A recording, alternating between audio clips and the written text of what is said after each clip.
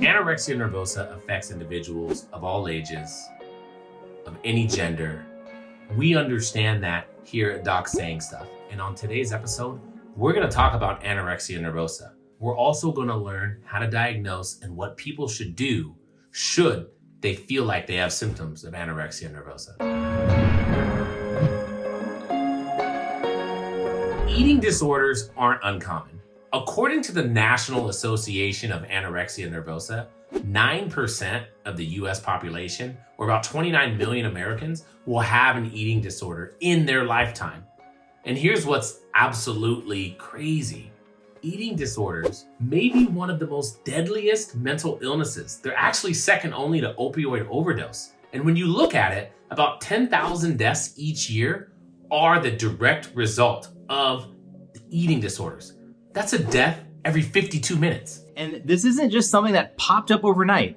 It's been happening for years, even though there's been a lot of press lately about eating disorders, about mental illness in general. That's been brought about by what's happening during the pandemic. There's a lot more awareness out there. And no one's actually sure if this is a direct cause of the shutdowns, of disruptions to daily life. But what we do know for sure is that we need to have more awareness, more conversations, and more access to care when it comes to eating disorders. When you look at eating disorders in general, there is anorexia nervosa. There's also binge eating disorder. There's bulimia. There's avoidant restrictive food intake disorder. There's so many to sort through. So to help us get through it all with facts, Dr. Alexis Richards is here and is going to outline some things that we all need to know about anorexia nervosa, what it is, what symptoms are, and what next steps treatment look like.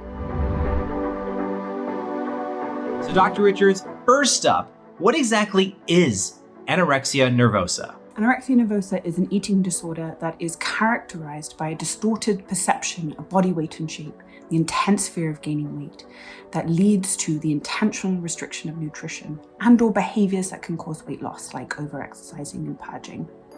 These behaviors, this weight loss, can cause life-threatening malnutrition. Anorexia nervosa can affect anyone, any age, any gender, any sexuality, any race or ethnicity, any socioeconomic status.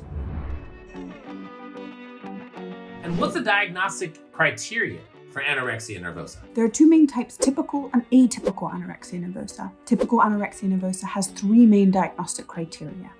A, the intentional restriction of energy intake that leads to significantly low body weight. B, the intense fear of gaining weight or getting fat, or the persistent interference with weight gain.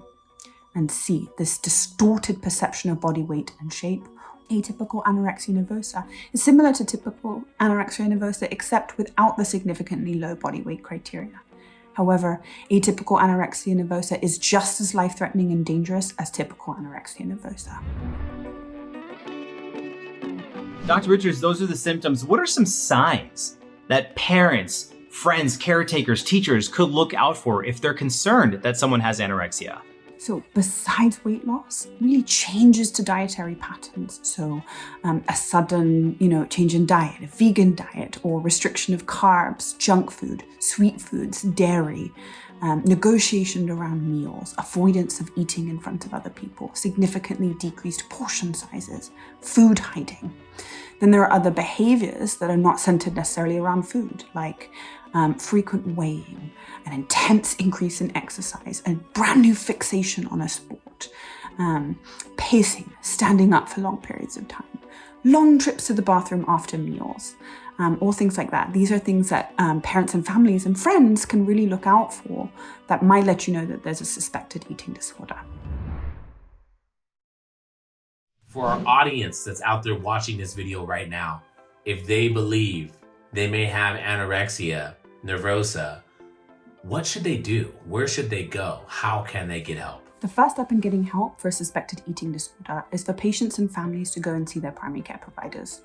Primary care providers can do a thorough evaluation, including history, physical, and obtaining blood work that can start to identify some of the dangerous manifestations of malnutrition. From there are many different kinds of eating disorder programs, both inpatient and outpatient, that can provide specialized multidisciplinary care. Dr. Richards, last question. If someone out there is watching right now and maybe they are worried they have anorexia, but they're too scared to come forward, they don't want to talk about it, they feel judged, what advice would you give them right now if you were sitting face to face with them? Eating disorders are incredibly difficult to recover from alone. If you are struggling, please talk to someone who can help. It can be incredibly scary to let anybody know that you're struggling.